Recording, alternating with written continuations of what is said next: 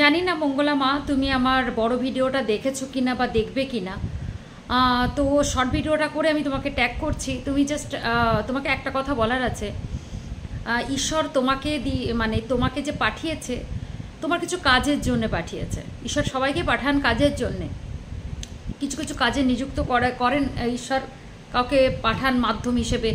তিনি তো মানে সশরীরে নিজে আসতে পারেন না, সেটা সবাই জানে। তো কাউকে না কাউকে পাঠান। তো আমার বক্তব্য হচ্ছে যে তুমি নিজের শরীর কারোর জন্যে কেন খারাপ করছো, কারোর জন্যে তুমি তোমার মেন্টাল হেলথকে কেন নষ্ট করছো।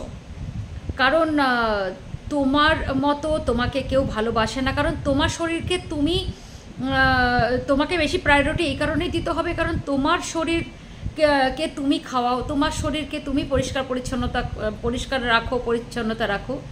মানে তুমি সবই করছো, তোমার ব্রেন, তোমার শরীর, তোমার সব, কিন্তু অন্য কেউ পরিচালনা করছে। এটা ঠিক না।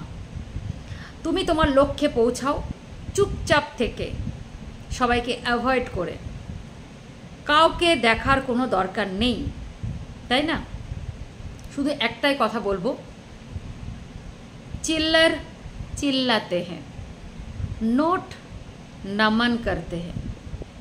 এটা পার্সোনালি আমার কথা। তো এটাই তোমাকে বললাম, যারা চিৎকার করছে চিৎকার করতে দাও। খুচরো পয়সা বেশি ঝনঝন করে, নোটে আওয়াজ করে না। নোট বান্ডিল বান্ডিল নোট থাকলে সেটাতে মানুষ নমন করে, মানে প্রণাম করে। খুচরোতেও করে, কিন্তু খুচরোতে আওয়াজটা হয় বলে মানুষের কানে বেশি লাগে।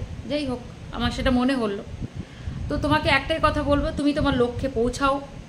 দয়া করে কারোর জন্যে তোমার নিজের ক্ষতি করো না। কারণ তোমার কিছু হয়ে গেলে সবাই সেটা চায় আর কি, তোমার জায়গাটা নিতে বা তোমার, কিন্তু ক্ষতিটা যদি হয়ে যায় সেটাতে তোমার কেউ ছাড়বে না যদিও বা। কিন্তু আমি তোমাকে একটাই কথা বলবো যে তোমার জায়গায় তুমি কাউকে আর অন্য কাউকে আসতে দিও না।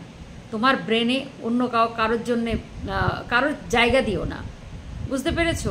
সুতরাং এটাই বলার যে সর্বোপরি তুমি মা, তুমি কারো স্ত্রী। তো সেই জায়গাটায় মাথা রেখে তুমি তোমার লক্ষ্যে এগো। আর তোমার সামনে অনেক বড় একটা কাজ, ঈশ্বর তোমাকে সেই দায়িত্ব দিয়েছেন, এত বড় একটা কাজের সুযোগ দিয়েছেন, সবাইকে দেয় না।